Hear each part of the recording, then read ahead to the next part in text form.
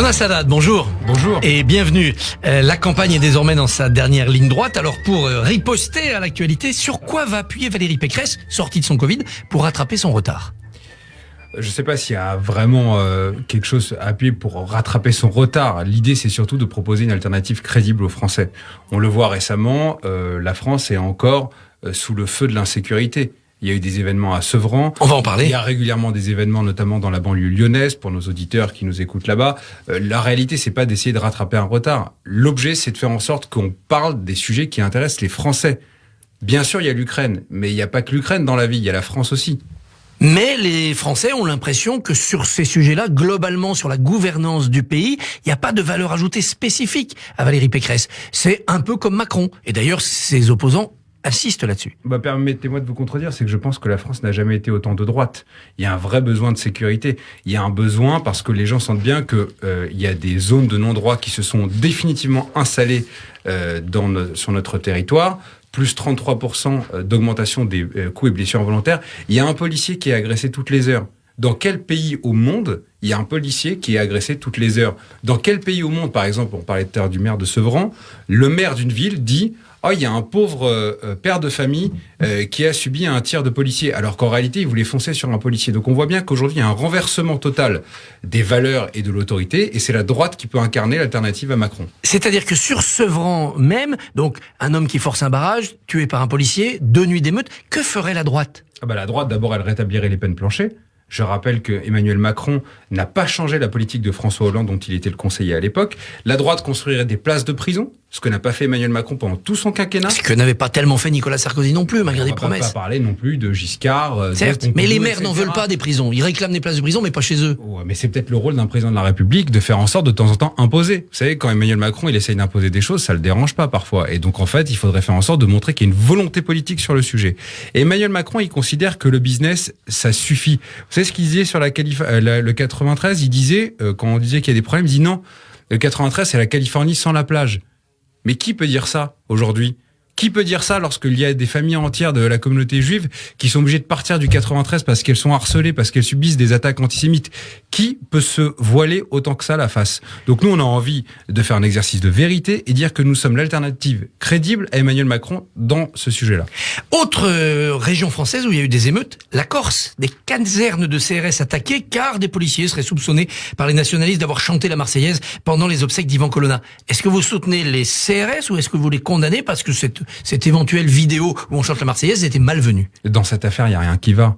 Quand le gouvernement, parce qu'il sent qu'il est en pleine élection, lâche sur une question comme l'autonomie, c'est qu'il y a un problème, c'est qu'en fait, Macron recule toujours derrière la violence. Il l'a fait sur Notre-Dame-des-Landes, il l'a fait sur les Gilets jaunes et il le fait maintenant.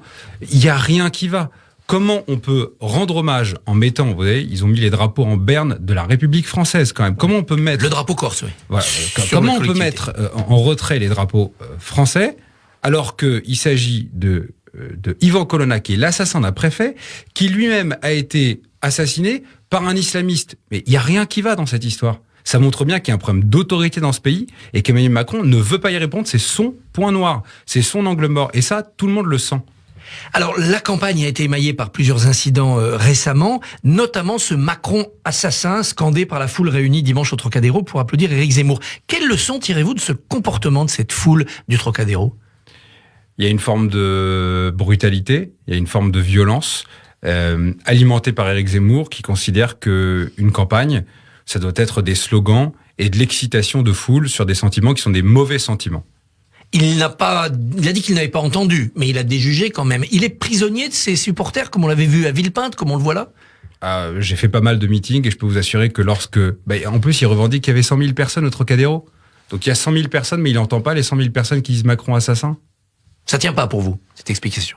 Ça tient pas, non. Et que pensez-vous de la riposte d'Emmanuel Macron qui conseille à Zemmour, qui n'a rien entendu, de prendre une prothèse auditive désormais remboursée par la Sécu? Je trouve ça maladroit. Comme souvent, parfois, Emmanuel Macron essaye de faire des petites blagues un peu dans le style d'OSS 117. Il peut être méprisant, un peu arrogant, comme il l'avait fait quand il a dit faut mettre un costard ou je traverse la rue. Il aurait dû prendre ça avec la distance qui impose sa fonction présidentielle. Marine Le Pen, elle est en forme dans les sondages. Est-ce que la droite que vous représentez n'a pas trop négligé les classes populaires, qui jadis, avec Chirac notamment, adhéraient à ces droites et qui sont peut-être partis vers le RN? Je ne sais pas si on néglige les classes populaires. En tout cas, ce qui est certain, c'est qu'il faut se préoccuper de la France qui travaille. C'est pour ça que Valérie Pécresse a proposé d'augmenter 10% les salaires si elle est élue demain. Mais surtout, ce qu'il faut dire, c'est que Marine Le Pen, moi je pensais qu'elle avait bossé, mais elle n'a pas du tout bossé en réalité. Lorsqu'elle continue à proposer la retraite à 60 ans, alors qu'on sait très bien que la retraite est aujourd'hui la dépense sociale la plus importante dans notre pays, elle n'explique pas comment elle finance son projet. Lorsque Marine Le Pen continue à être extrêmement floue, extrêmement vague sur les zones dans lesquelles elle fait des économies, c'est qu'elle n'a pas travaillé. Et elle profite, vous voyez, vous parliez tout à l'heure d'Éric Zemmour. Éric Zemmour est allé dans une telle outrance, dans une telle brutalité, qu'en fait, elle cache un petit peu son programme, elle fait en sorte de passer entre les gouttes et elle s'est déprésidentialisée, mais en même temps qu'elle s'est dédiabolisée. Donc je trouve que c'est problématique de considérer qu'en fait, une campagne, c'est une non-campagne. Sur les classes populaires, l'essence va baisser de 18 centimes vendredi. Feriez-vous plus, feriez-vous mieux, feriez-vous différemment si vous étiez au pouvoir? Bien sûr, tout le monde sait que quasiment la moitié du prix à la pompe, c'est dû à des impôts. Et donc, lorsque le gouvernement donne une petite obole en disant on vous donne 15 centimes sur le litre, c'est pas suffisant. Nous, on propose de faire une opération de transparence, de dire ça vous rapporte 25 centimes par litre, rendez 25 centimes aux Français. Pour la suite, on a l'impression que plusieurs dirigeants des Républicains sont déjà en train de préparer les législatives, bien sûr, mais aussi une recomposition à droite. Est-ce que ce n'est pas trop tôt? La bataille n'est pas terminée pour la présidentielle. La bataille n'est absolument pas terminée. Aujourd'hui, dans les enquêtes d'opinion, on voit qu'on est environ à 40% de gens qui pensent s'abstenir. Et donc, moi, je le dis aussi à vos auditeurs, ne laissez pas des dingues diriger pour vous. Ne laissez pas Jean-Luc Mélenchon, qui a dit que les attentats étaient faits avant les élections pour changer le cours des élections, choisir pour vous. Allez voter, pour qui que ce soit, mais allez voter quand même. Et nous, avec Pécresse, on essaye d'incarner cette alternative crédible. Et donc, à côté de ça, il y a les abstentionnistes.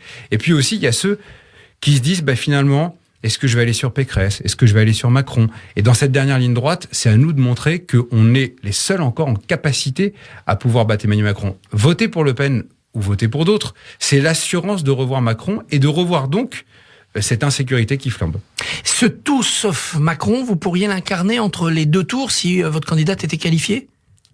C'est certain.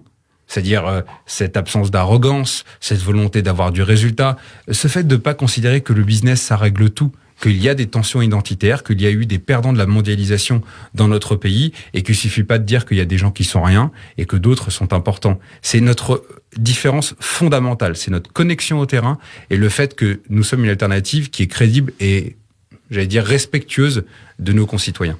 Si Emmanuel Macron est reconduit, notamment grâce à la situation internationale, certains à droite considèrent qu'il serait plus profitable pour vos idées de jouer le jeu d'une certaine union nationale et d'aller LRiser la majorité présidentielle. Est-ce que ça peut être une stratégie, ça, après le second tour, d'essayer de jouer une sorte d'union nationale pour peser dans une majorité présidentielle élargie? Ceux qui envisagent ça, il faudra qu'ils nous expliquent comment ils concilient ça avec le fait que certains membres du gouvernement considèrent par exemple que des hijabeuses peuvent jouer avec un voile sur des terrains de foot. Pensez à la ministre des Sports. Voilà, qu'Emmanuel Macron considère que la France a commis un crime contre l'humanité en Algérie. Par exemple, moi j'ai été très choqué par le sketch qu'il nous a fait à Jérusalem. C'est-à-dire ?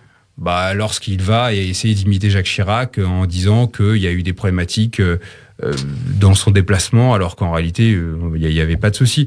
Donc, si vous voulez, je me retrouve pas là-dedans. C'est des barrières pour vous, ce rapport à l'histoire, ce rapport à la religion, à la laïcité, c'est encore des barrières vis-à-vis du macronisme. Mais en fait, il n'a pas de rapport. Tout est fake. C'est une pensée floue, c'est une pensée... C'est fake. C'est-à-dire ? Fake, c'est-à-dire que il va à Jérusalem, il fait ce sketch, il va au Liban, il va expliquer qu'il va régler la situation, il y a rien qui se règle.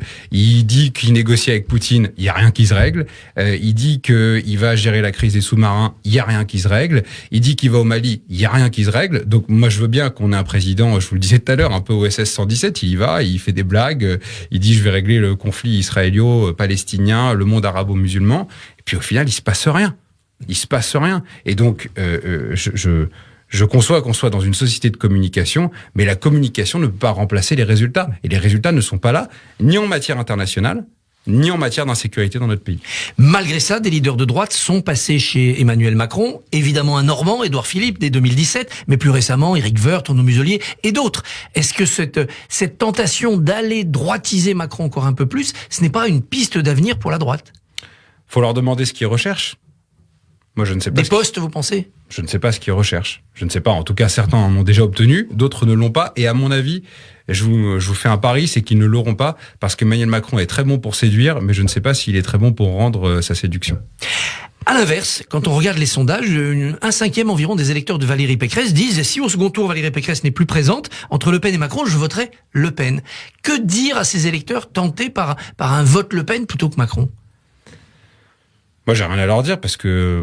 Au second tour, on choisit. Bah non, mais surtout au second tour, nous y serons. Je veux dire, à un moment, il faut qu'on se mette dans cette disposition d'esprit que Valérie Pécresse sera au second tour et qu'elle peut incarner cette alternative à Emmanuel Macron. Je pense que Marine Le Pen, c'est vraiment la façon la plus facile de faire repasser Emmanuel Macron. Donc nous faisons tout dans ces 15 derniers jours, même si un peu moins, 14, pour faire en sorte d'être au deuxième tour et d'incarner quelque chose d'autre. Est-ce que, justement, en termes d'incarnation, chez les Républicains, il n'y a pas une trop forte présence des figures anciennes? Je pense notamment à Nicolas Sarkozy et son nombre porté sur la campagne par rapport à la jeune génération dont vous êtes un représentant. On est un parti qui est un parti de tradition, avec des leaders, avec des gens qui ont eu des responsabilités, donc il ne faut pas les en écarter. Simplement, s'ils n'ont pas envie de s'impliquer dans la campagne, qu'ils ne s'impliquent pas. Voilà. Vous êtes trop dépendant? Le parti est trop dépendant de ces figures de tradition? Non, je pense pas. On n'est pas des gladiateurs à savoir si quelqu'un lève ou baisse le pouce. Vous voyez, on est à devoir créer quelque chose aujourd'hui pour montrer qu'on peut être une alternative. On n'a pas à être dépendant de ça. On a à respecter. Moi, je respecte beaucoup Nicolas Sarkozy qui m'a donné envie de m'engager. Voilà. Mais c'est le passé. C'est pas ce que je dis. Je dis simplement qu'aujourd'hui, on a une élection présidentielle et il faut la gagner parce que c'est la seule façon de répondre aux problèmes des Français. Et si elle n'est pas gagnée, il y aura une recomposition quand même profonde à mettre en place. Mais step by step, je veux dire, on a une élection présidentielle, c'est l'essentiel, c'est la mère de toutes les batailles. Le gouvernement veut que la France soit prête à accueillir 100 000 réfugiés ukrainiens, 15 000 étant déjà arrivés. Est-ce trop? Non, c'est pas trop. Parce que le droit d'asile, c'est une tradition française, mais surtout, le droit d'asile, sa fonction même, c'est de protéger les gens qui subissent une guerre. Si on ne le fait pas pour l'Ukraine, on le fera pour quel pays? Et est-ce qu'Emmanuel Macron a raison de continuer à parler, à vouloir parler avec Vladimir Poutine, comme il doit le faire sur Mariupol, là, dans les jours qui viennent? Bien sûr qu'il a raison à continuer, mais il devrait avoir raison aussi à obtenir des résultats. Et aujourd'hui, je vois bien que, en réalité, on voit qu'il y a des médiations parallèles. Il y a la médiation israélienne, il y a la médiation turque. Et Macron se fait un peu manipuler par Poutine? Un peu. Beaucoup? Passionnément. Jonas Salade, merci, bonne journée.